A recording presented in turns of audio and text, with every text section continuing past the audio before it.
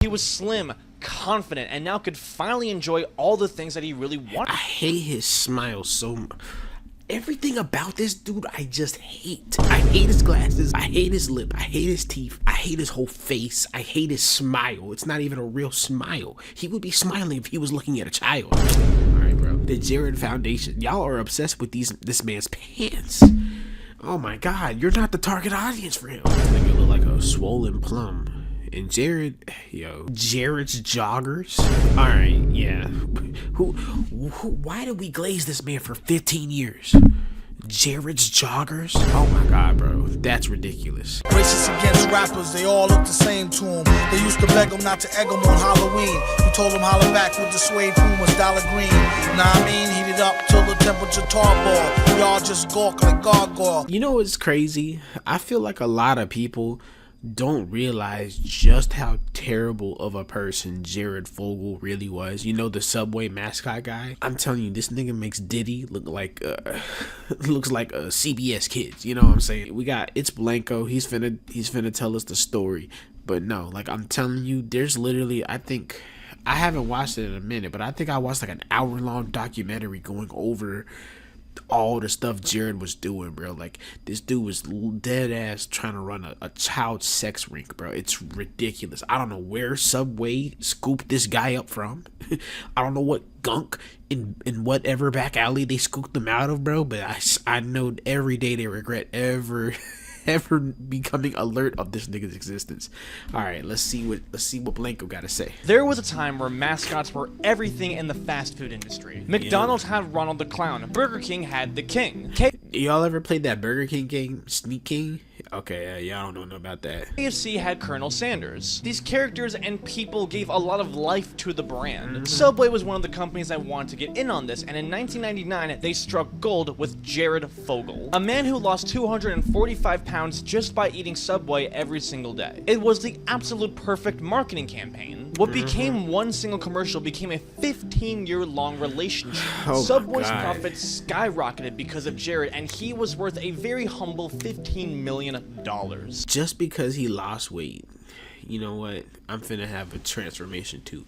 Not like Jared though. I'm not a Fogelite. But deep down, Jared was hiding a secret. Jared was the complete opposite of the wholesome person that he made everyone out to be. This is a story of Jared from Subway, a monster in plain sight. This dude is quite literally like, if you told me that he was birthed from one of the circles of hell, I would believe you, bro. Person that he made everyone out to be. This is a story of Jared from Subway. Like he makes EDP look like, you know, I mean, he makes EDP look like Uncle Roger, bro. It's ridiculous. Monster in plain sight. So let's cut the bullshit and get right into it. Now, Jared's obesity starts where most does, at childhood. All day, every day, Jared would eat junk food while sitting his fat ass on the couch playing video games. Yo, I ain't gonna be mad at Blanko for talking smack about Jared once you know what he did. It would start to add up, and by middle school, he weighed 250 pounds. He light work. Literally was heavier than the teachers. The more he got bullied, the more he ate food to cope with it, and the fatter he got, which made him get even more bullied. It was a non-stop cycle. Jared was the chubby, nerdy kid who sat by himself at lunch. Sitting next to him was social suicide. Jared continued this lifestyle all the way into college when he weighed a hefty 425 pounds. Damn. Every single day, he was drinking up to 15 cans of soda and consuming 10,000 calories. Okay, I ain't know. Look, I might be big, but I ain't. What? I ain't on that. His everyday life was not fun. No. He couldn't go onto planes or roller coasters. Even a mere walking was literally a challenge for him. He literally wore an XXXXXXL shirt, which they don't even make, and you specifically had to get those made for you. Yeah. At college, he specifically chose classes that were close to him and made sure that he was able to actually fit in the seats. Even with the pleading of his family, Jared had really no plans or hope of actually losing any weight, even though his life was an absolute struggle. Because of Jared's obesity, he started to suffer from sleep apnea, which makes you fall asleep at random places. He would literally just doze off. I didn't know obesity gave you sleep apnea. I didn't know that. I knew it could make it to where no, wait, no, sleep apnea makes, yeah, actually, because you struggle to fall asleep at night randomly in class or on campus, which was pretty embarrassing. Yeah. But one day, Jared was driving his car to class and literally fell asleep at the wheel and got into a crash that almost cost him his life. It should have killed him. I don't even regret saying that. I genuinely don't regret saying that. He should have got gone. You know what I'm saying? And that's when Jared made the realization that probably all that fat on his body protected him. As a fat nigga, I can say these things. he had to change. So in 1998, he made a vow that he would lose the weight no matter what. Jared would change his diet entirely and would only eat at Subway. His diet went as followed: 1 small turkey sub in the morning, 1 large veggie sub at night with some baked chips and a diet soda. Now, why Subway? Well, to be honest, the reason was because it was actually 10 steps away from where he lived on campus. No joke. And again, since Jared wasn't very mobile, this was kind of really the smart decision. It was You can't do that nowadays, bro. I promise you. What, of 2 Subway trips in one day? Yeah. You're not going to be able to budget that nowadays. really more out of convenience rather than preference. But it was also because of the fact that Subway constantly advertised themselves as healthy. Lots of fast food places like McDonald's, Burger King, Taco Bell, Domino's, they don't really shy away from the fact that they are extremely terrible for you. They kind of just blind it with all these bright colors and fancy logos to distract you from it. But Subway didn't do that. Their whole marketing campaign was trying to convince customers that they were the healthier option. In 1999, their campaign was literally 7 sandwiches, 6 grams of fat. Jared Cap. would only eat these Cap. 7 sandwiches, 6 grams of fat. You cap. Subway sandwiches during the They ain't tell you how many carbs is in 6 sandwiches though. day and nothing else. He went from losing 1 pound to 10 pounds to over 100 pounds. Within a single year, Jared weighed 180 pounds, dropping 245 pounds. Did he like work? He must have had to have worked out or something, bro. Like, I just can't fully believe that he only ever ate Subway. Like, I can't believe that's the only thing he did. He must have been doing some type of workout too. He literally now weighed less than half of what he used to be. It was such an extreme and quick change that he was literally unrecognizable to people on campus. When he walked by fellow students, they did not know that this slim guy was the same Jared Fogle that I bet everybody in this photo regrets touching this man. barely could fit in the Look, she knew what was up. She knew something was up with this nigga. fucking class seats. His own roommate that lived with him did not even recognize him at first. This actually inspired him to write a story about Jared for their college newspaper, the Indiana Student Daily. He wrote how Jared lost all this weight literally just by eating Subway. This was noticed by Men's Health, and they are literally one of the biggest magazines in the world. And they featured him in an article called Stupid Diets That Actually Work. Because essentially, it was a stupid diet. Subway is marketed as healthy, but that doesn't mean it's actually healthy. Yeah. They've had a lot of weird health scandals, like how the tuna that they serve doesn't actually have Yeah, that tuna. We're not gonna talk about Subway's tuna. It's delicious, but it's delicious for a reason. any tuna in it. Their sandwiches are actually extremely fatty, got a lot of sodium, and very processed. It's not really stuff you should be putting in your body. And I do like Subway. To be honest, the main reason why Jared even lost the weight was because he was in such an extreme calorie deficit. But regardless of how dumb it was, Yeah. it did help Jared lose Yeah, look, calorie deficits work. quite a lot of It's a struggle to do it though if you're used to eating a lot of calories. weight and helped him in more ways than he really could imagine. He was slim, confident, and now could finally enjoy all the things that he really wanted. I hate his smile so much. Everything about this dude, I just hate. I hate his glasses. I hate his lips. I hate his teeth. I hate his whole face. I hate his smile. It's not even a real smile. He would be smiling if he was looking at a child. All right, bro. To enjoy. He could finally get the real college experience. All right, and the bro. good things just kept on coming. I'm Soon about to after the crash Men's out Health already. article came out, Subway themselves got attention to Jared. And they saw huge dollar signs. Biggest misplay of the century. They reached out and they wanted to share his story. Well, not century because it was about to be 2000. Biggest mistake of the millennia. That's still not right because it's 1998 to 2000. Whatever, bro. Biggest mistake. For a regional TV commercial. Nothing crazy, just a test run to see how it goes. But little did they know that on January 1st of 2000, a star was born. But first, I need to tell you guys about OUTTA, which is today's sponsor. Now, how many times have you gotten emails? Shout out to Aura. Let's get dude's code. OUTTA reaches out to all of them yourself, it would were able to success. Even better, you think will benefit the people watching it, and OUTTA is one of those things. I actually use, so please, if you are interested in using them or interested in using them, use the link right Alright, use this link for Aura. Shout out to It'sBlanko, shout out to Aura. here on the screen, or click the link in my bio. The commercial was a hit. People loved Jared. I mean, he wasn't anything special, he was just a normal guy. But that's why people No, he was not a normal guy. flocked to Jared so much. Because he wasn't anything special. He was just a regular guy. Someone that could be your neighbor, or someone that you would see at the grocery store, or in the office. If I ever seen Jared in public, bro, I probably would throw hands with him. He was just this chill... He's like one of the few people where I feel like it's justified.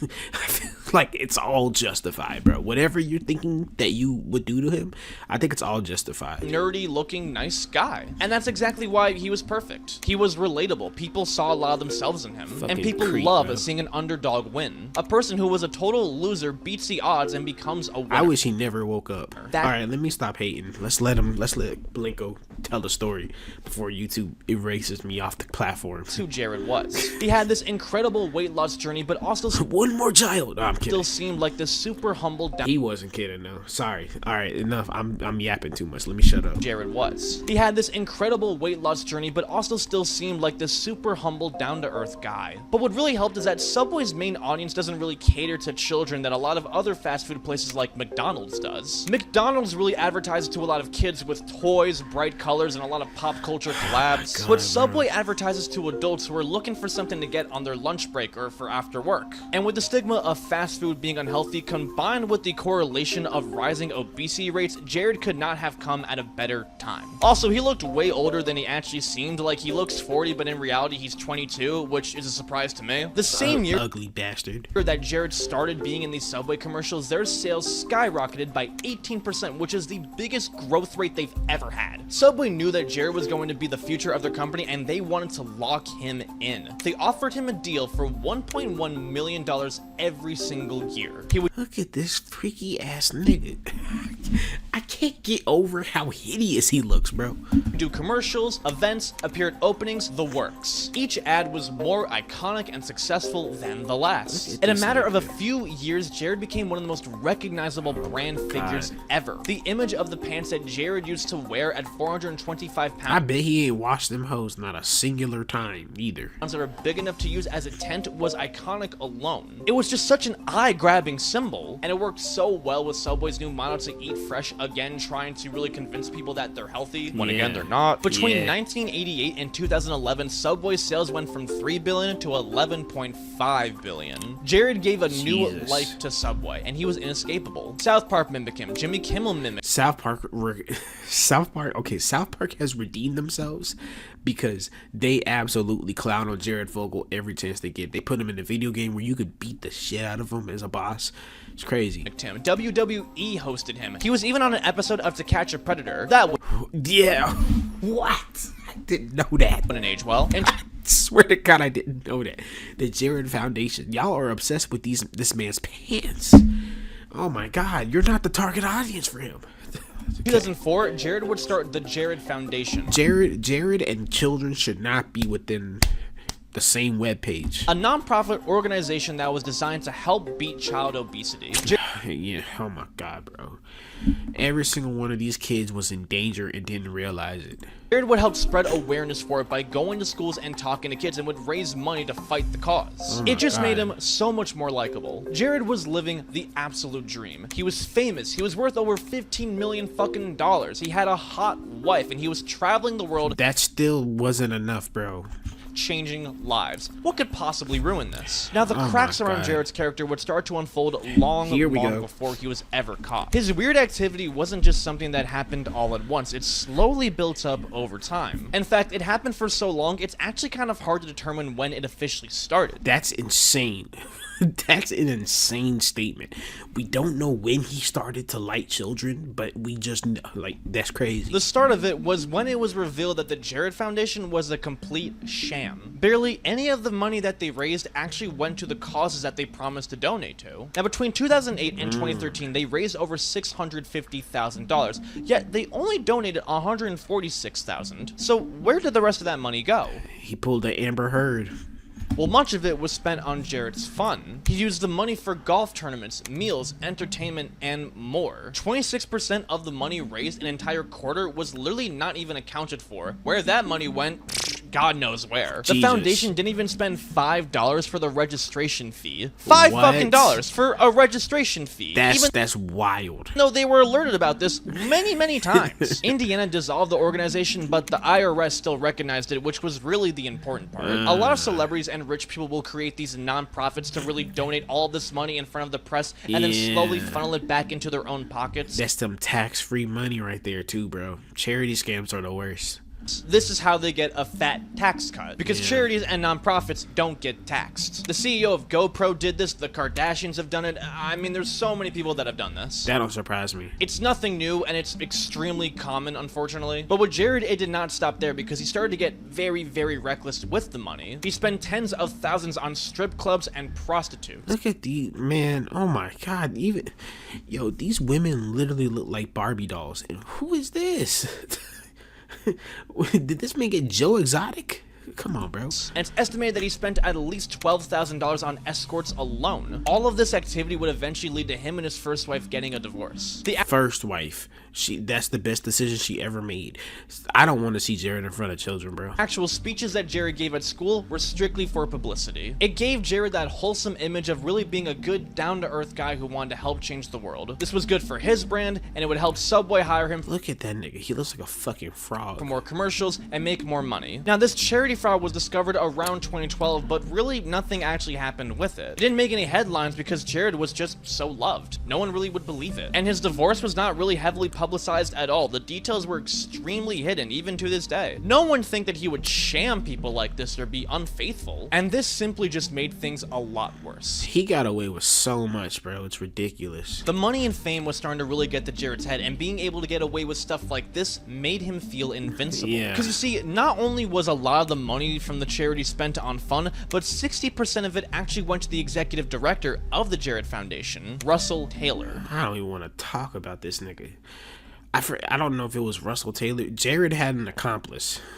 Jared had an accomplice to what he was about to do. It might have been Russell Taylor. The man who would become Jared's partner in crime. Yeah. Shit, bro. Yo, it's ridiculous. Like I told you. You remember what I told you at the beginning of the video? This man was trying to run a sex trafficking ring. Dude, it literally don't get no more depraved than this. Jared is on a whole nother.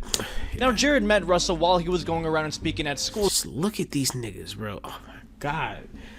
And needed someone to help him write a speech. And so Jared asked Russell to help him write it. Jared liked Russell and his work so much that he asked him to come along with him. And soon enough, they became best pals. Yeah. Jared asked Russell to be the executive director of the Jared Foundation, and Russell happily said yes. Russell was a family man with a wife and a kid, and he had a lot of experience and nonprofits. Don't none of that shit matter. And just like Jared, he also was into freaky shit. Yeah. During the day, they would talk to kids at schools, and then during the night, they would go absolutely wild. They would also talk to kids at night too. Let's stop beating around the bush, Blanko.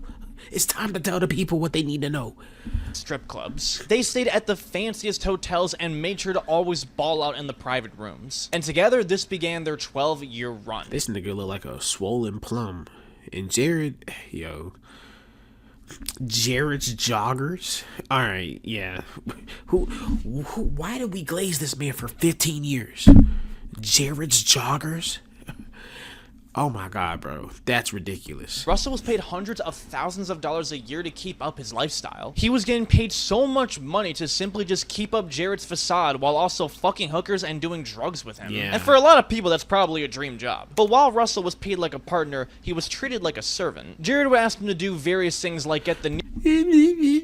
I don't care. I don't care how badly Jared treated this guy. Alright. Nearby stripper that he was eyeing to go home with him. And Russell was a weird dude. I mean, like, he was into bestiality, which I'm gonna get into later. Yeah. But he wouldn't... Exactly. That's why I said I don't care. I don't care if Jared was whipping him, bro. I don't care. I don't care.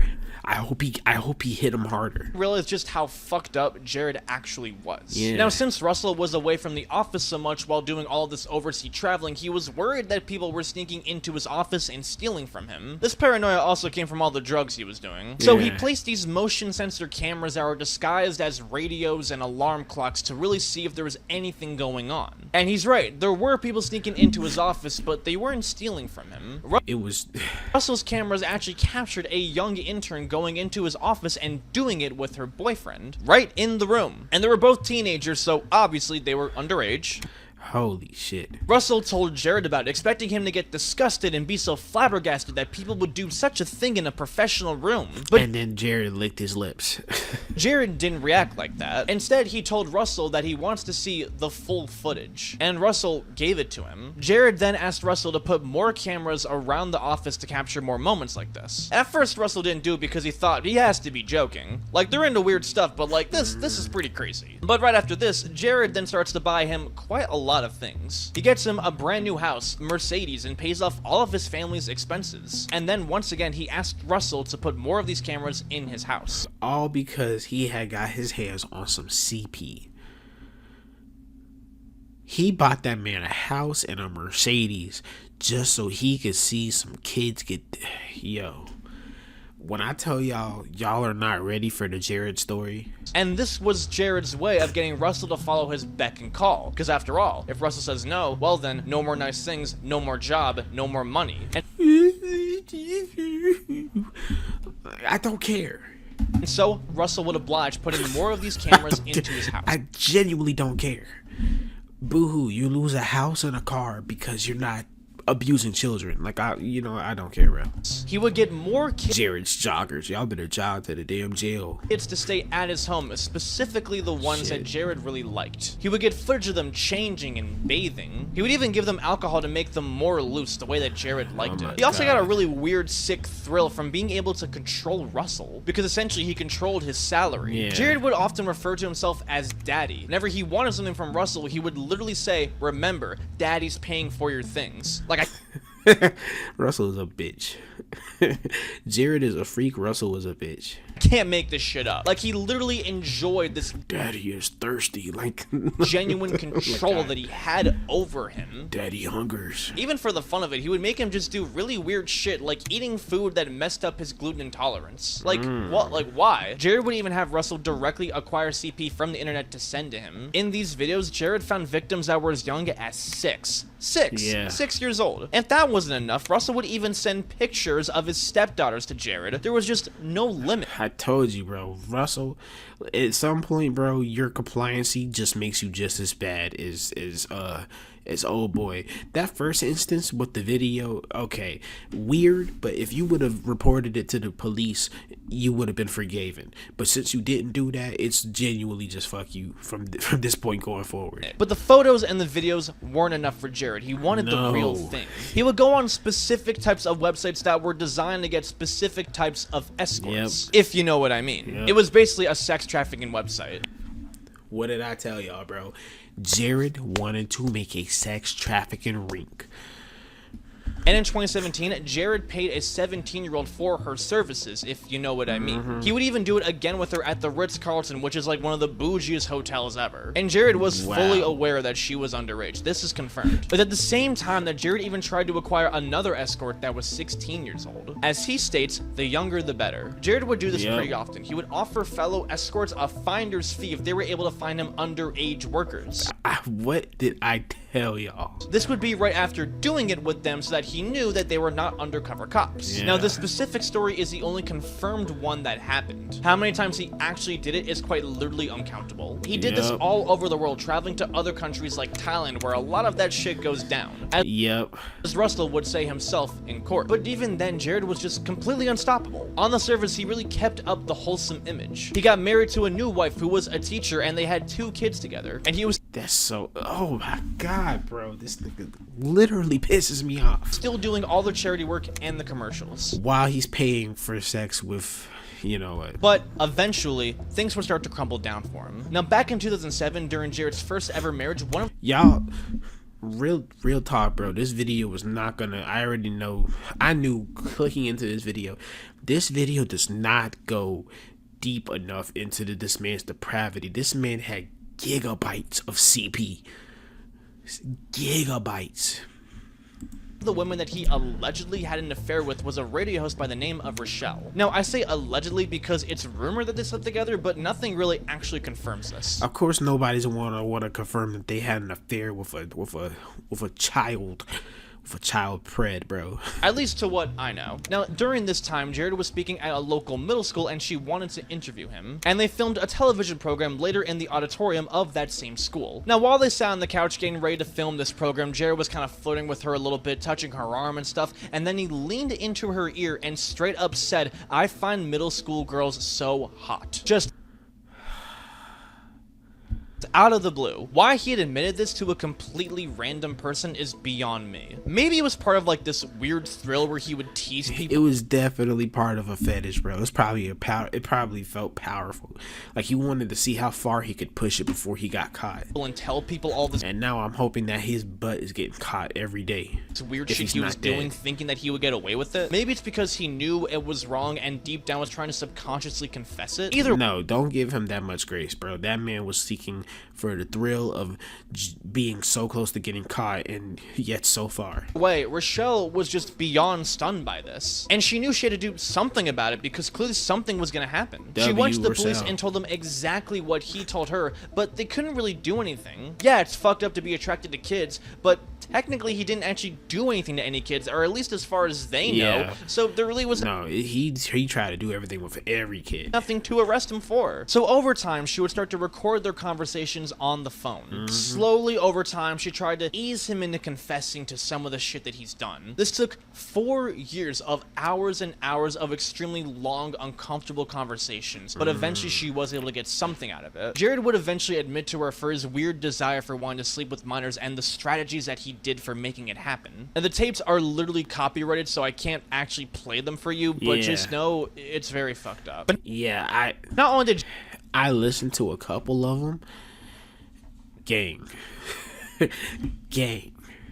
This man, I'm talking 7th circle of hell minimum. Jared admitted to that, but he also did confess to a lot of the minors that he did sleep with, including some of his friends' daughters. After 4 years of enduring the weirdest late night talks followed by hours of crying after every single one, she finally had something to turn into the FBI. She had hours and hours of all this evidence. Now, what did they do with all of it? Well, nothing. Jack shit. Now, again, admitting to wanting to sleep with minors is not really proof of anything directly. That's fucked up, but it still doesn't mean he actually did anything. And as for the confessions of sleeping with underage escorts and fellow people's daughters, well, apparently that still wasn't enough proof of anything. Which is ridiculous. Even though he literally admitted to doing this, it wasn't enough. Which is ridiculous, bro. He should have been put up there with Epstein, like, immediately. For some reason, for the FBI to actually arrest him. Now, even though Jared literally had recorded evidence of him sleeping with minors, the FBI claims that the only way they could actually have a case against him is if they discover that he literally possessed CP, or if a victim came forward. But none of this happened. Now, Rochelle often boasts herself as the woman who took down Jared and worked directly with the FBI wearing a wire, but that's not really true. Even though she got quite a lot of stuff that should have been used against him,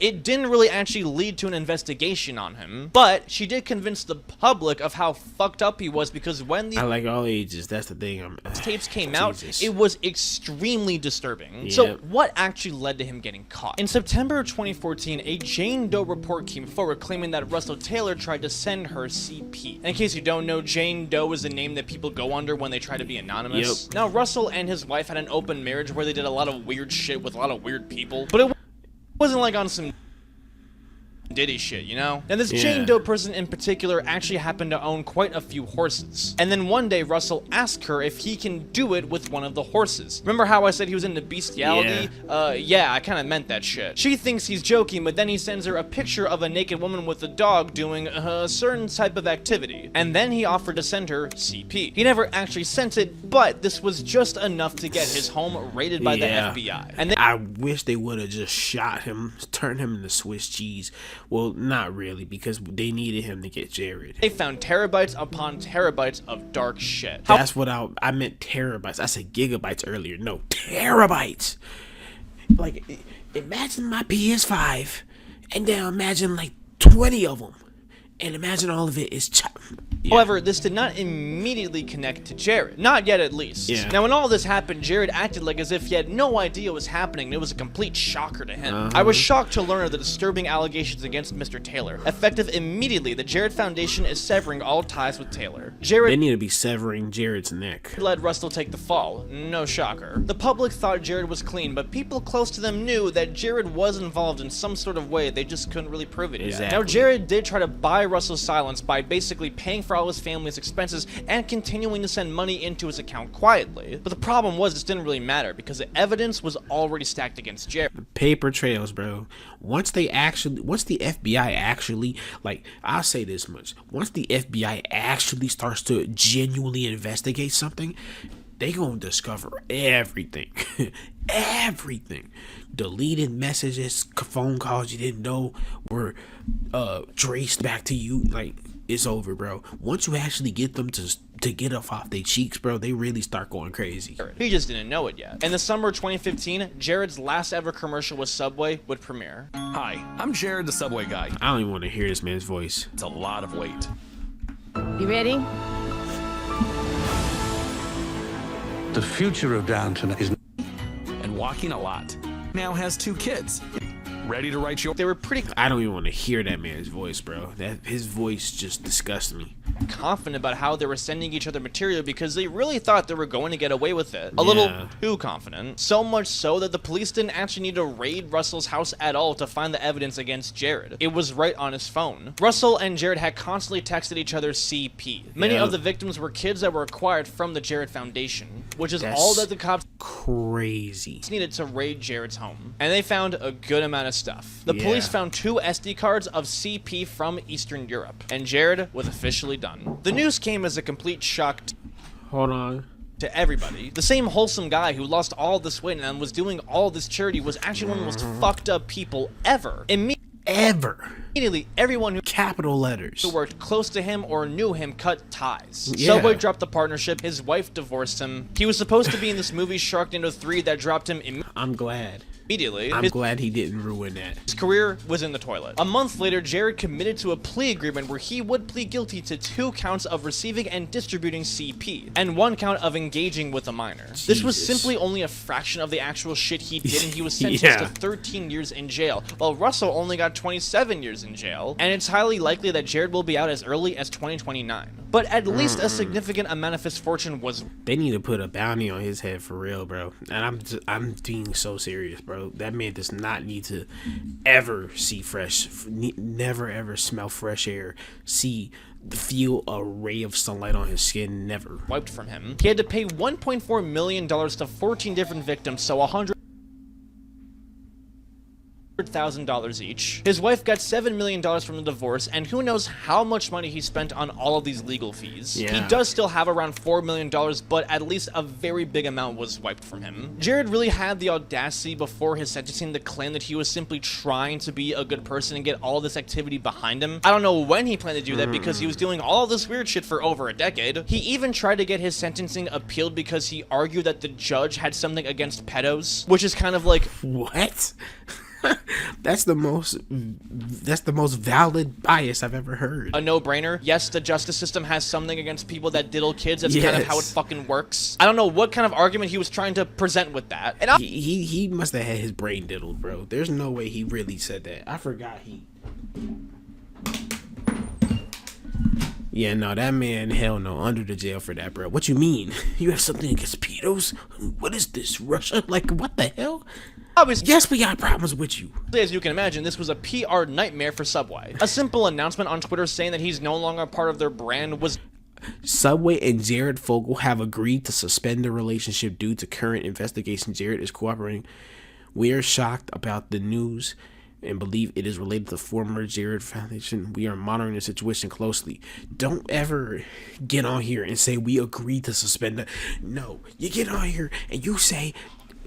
You get on here and you say firing squad Jared Fogle now. That's all you gotta do, and people would have been like, Facts. Not gonna cut it. They basically had to completely redo their marketing strategy. For Yeah. 15 years, Jared was their main thing, so they had to find a new main thing. Their new campaign was Founded on Fresh, which kind of focused on the history of Subway and how they source their ingredients. Yeah, I don't want to hear nothing about no Founded on Fresh from Subway right now. One of their biggest campaigns was the $5 $5 footlong, but they stopped doing that because of inflation and how it wasn't really that profitable. So Yeah. instead, they introduced the $6 footlong, which was basically trying to really capture that spark again. They try to do Annuary. Their sales were extremely hurt from the controversy, but overall in the long run, their sales weren't hurt that badly. Yeah, I'm not saying boycott Subway, but they definitely dropped the ball with that one. However, a lot of people do wonder just how much Subway really knew about Jared and if they were able to stop it. He was so comfortable with telling random people like Rochelle about his crazy-ass fantasies. How many people did he just casually say things like this to, and how many of them did nothing? Kept their mouth Surely shut. she wasn't the only one. Yeah, I guarantee you. It's called the bystander effect. I guarantee you other people were clued in on it, but just didn't do anything with the information. And she wasn't. In 2004, Subway's vice president of marketing was actually alerted about an incident where Jared tried to solicit an underage girl at a Vegas event. I would have shot him out of a cannon. You did what? Nothing happened. In 2008, various Subway franchisees owners tried to warn the CEO himself about Jared's weird-ass comments about minors. Again, nothing happened. That's crazy. Jared's ex-wife even tried to file a lawsuit against Subway claiming that they knew and did nothing. In the suit, she says that— Look at her lawyer. That dude looks pissed. I ain't never seen it's valid, but I ain't never seen somebody look this upset. Ever. There's not a singular cell on his face that is happy. And tried to file a lawsuit against Subway claiming that they knew and did nothing. In the suit, she says that Subway received at least 3 different reports about Jared's weird-ass activity with minors, and they did nothing. She even claims that a Subway employee just straight up admitted to not doing anything. The case was dismissed because this was filed in Indiana, and Subway operates their business outside of Indiana. Yes, that was enough to get the lawsuit dismissed. That's crazy. So anyone involved that may have looked the other way and knew about Jared's activity got off scot-free. But at least Jared got what he deserves. For now. Jared definitely has not gotten easy in prison. He's been beaten relentlessly by inmates. In case you don't know, being a pedo is like the worst thing you can be, and Getting found out to be a chomo, bro, it's almost a death sentence. jail. In 2021, Jared spoke to news outlets for the very first time in 6 years. He expressed that he really screwed up and that he was being completely selfish. That he constantly thinks about how he let his family down. He claims that in prison, he's actually been in the best shape ever as he's been running 4 miles a day. When he gets out in I don't care. I don't care if you could do a push-up with your pinky finger, boy. I hope you get out and they put you in maximum security. 2029, either he actually learns from his lessons or he's just as bad as he was before. Jared's story is a tale about even how the most humble people in the world can become some of the most fucked up people that you know. For Jared real. was given the golden ticket of a lifetime. He literally made generational wealth by going around the world and showing people his pants. Being famous while getting to change lives is a dream come true. And it was literally given to Jared on a golden platter. But he still used it for evil. At the end of the day, you can give almost anybody on the planet the tools for full fulfillment. But if deep down there's a monster in there, it will come out in some sort of way. All I'm gonna say is this. Y'all need to look at one of these documentaries, bro. Like this, the case of Jared Fogle from $5 footlong to felon. Literally an hour long. Steve Nick? Okay, yeah, I don't believe that that's a real person. Yeah, I have no sympathy for him. I hope there's some type of clause in the law that keeps him locked up even longer. And that other dude. Yeah, no. Somebody needs to dispatch of him. He needs to be handled.